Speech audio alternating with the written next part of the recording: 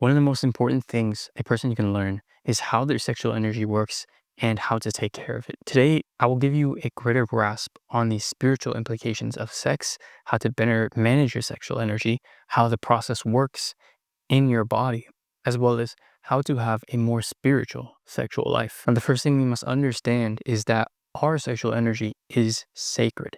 You see, within our body, within our spinal column, lies our spinal cord, which allows our cerebral spinal fluid to go up and down the body. In the lower formats and lower forms of our body, it is sexual fluid. But if we allow it, instead of wasting our sexual fluid, it may rise up our spinal cord into our brain, in which it becomes alchemized into the chemical DMT or dimethyltryptamine. Now, this is a very special chemical.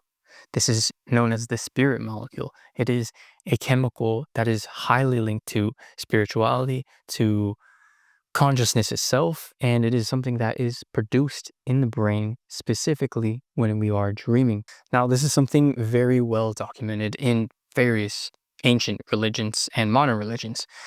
If you look at Eastern spirituality, it's very obviously shown in the chakra system and Vedic systems. But if you look at Western systems, it is there too in Christianity, but it is a little bit more obscured. For example, when you look at Jesus Christos, Christos means oil. Jesus is anointed, or the anointed oil, anointing oil. For example, when we look at Jesus Christos and where he was crucified, it was in Golgotha. Golgotha is a translation of a Aramaic word, which means skull. Even when you look at Jacob's ladder, how many rungs are on Jacob's ladder? 33. How many vertebrae are in the human spine? 33. So all this to say, the sacred secretion, the anointing oil, Jesus Christos, rises up through the 33 vertebrae of our body, the 33 ladders, and is arisen in the heaved up place, the holiest place, the heaven, okay? And what happens there? It becomes crucified. What does crucify mean? It does not mean to be put on a cross like modern terms may think. Actually, the more historic and ancient term of this was to magnify or to increase in power. And how is this power magnified? Well, within your pineal gland, there are piezoelectric crystals that react with this oil. Now, what is the result of this reaction when this sacred secretion is magnified in power? Well, it can unlock many things. It could be the access to and the awakening of higher chakras, the increase in perceptiveness and in intuition, a greater awareness in dreams. But more importantly, it reconnects us with a more divine aspect of ourselves, a higher aspect of ourselves that transcends the lower and more personal aspect of ourselves. And this is why many spiritual traditions shy us away from sex, not because it's bad, but because they want to reduce the amount of releasing that we do as far as our sexual energy and actually preserve it to connect ourselves back to our higher aspects. This is also why spiritual traditions also promote eating healthy and not eating or drinking alcohol and not eating in over excess, because these things too can affect the health of this spiritual fluid. Okay, so if releasing this fluid inhibits the connection to divinity, does that mean sex is bad? No. Does that mean sexual desire is bad? Also no.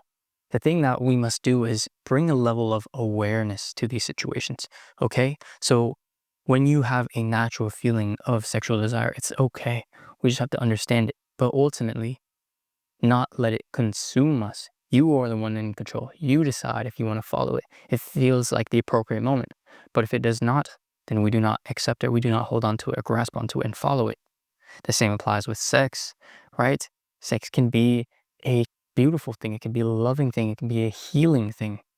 But it can also be the opposite. So it's important that we are conscious. And if you want to have sex in a way that is not negative or in a way that doesn't take away your energy, it's best that you learn how to do that. And so it's important to understand that sex is a sacred energy exchange. That is to say, when a masculine and a feminine come together in the sexual union and the sacred union and the sacred marriage of masculine and feminine energies, they combine and exchange energies to become one. But it's important to note this is not a one-way connection where one receives and one gives. No, this is a union in which both sides are partaking in receiving and giving in their energies. It's a sharing. And this is why it's so important to choose your partner wisely when you have sex, because you are marrying them, at least in the spiritual term. You are doing a divine union, a divine marriage, a merging of energies. So it is important that you really take care of this energy and understand who you are connecting with. And I believe this is why we have sexual desire, why we have this urge to have sex, because it can show us a divine aspect of reality. We are able to supersede a lower level of conscious, a personal identity when we have sex. If we do it consciously, we can overcome that and see from a higher perspective, a more unified perspective, if done in the appropriate and proper way. But if you want to have sex in this way, you must not submit to the unconscious desires. You must remain conscious and present during the act. That is to say, do not let it become something that is carnal or animalistic, but rather be with it, breathe with it. And this is something that is seen in tantric practice. This is part of what the Kama Sutra teaches us. So this is to say, and when I speak of these topics, I don't want you to get confused with the distortions that the Western media has portrayed about these certain topics. For example, Tantra is a spiritual path that many devotees take years and years of devotion before they are even able to have the opportunity to have a sexual ceremony. And in that type of ceremony, it is not about having sex. It is about divine union and union with the divine. It is a ceremony full of prayer and focus and meditation and chanting. Even the Kama Sutra is not just a book about sexual positions. It's a book about how to enjoy the process of sex and not just use it as a race or a finish line to get to that finish and be over with it. It's how to please a woman. It is how to enjoy sex. It is how to prepare and have a healthy sexual life, how to balance your spiritual and sexual energies, how to enjoy your sexual energy in a proper and healthy way, and also how to create love through sex. So now that we have determined a certain level of understanding, how do we take this on a practical level? How do we introduce this into our own sexual lives? Well, if you have a partner that you are fortunate enough to trust in and share your sexual energy with, then I would recommend taking on the practice in a more conscious way, taking it slow, breathing, foreplay, all these type of things, instead of using it as a way to rush, enjoying every aspect of it and really taking it as it goes. I think it's important to remember that men's sexuality oftentimes can be like fire, quick to ignite, quick to heat up, but a woman's sexuality can be more like water. It takes a while before it gets to boil and overboil. But a woman's sexuality can be more like water. It may take a little bit longer to heat up and eventually overboil. And another thing, if you would like to have more spiritual sex, a great thing you and your partner can do is conscious breathing. This can allow you to potentially raise those energies during the process and during the act. And if you're a man or a woman and you're not wanting to have an actual release of sexual fluid, then I would recommend paying more attention to when you are getting close and not allowing yourself to go beyond the point of no return. Allowing yourself to calm down and focus back on your breathing in the present moment. And even after sex, taking the time to have that aftercare and to love each other, appreciate each other, and care for each other. You see, and also if you have sex without the intention of orgasming, as a man, your body will tell you, even as a woman, both, your body will tell you when it's done.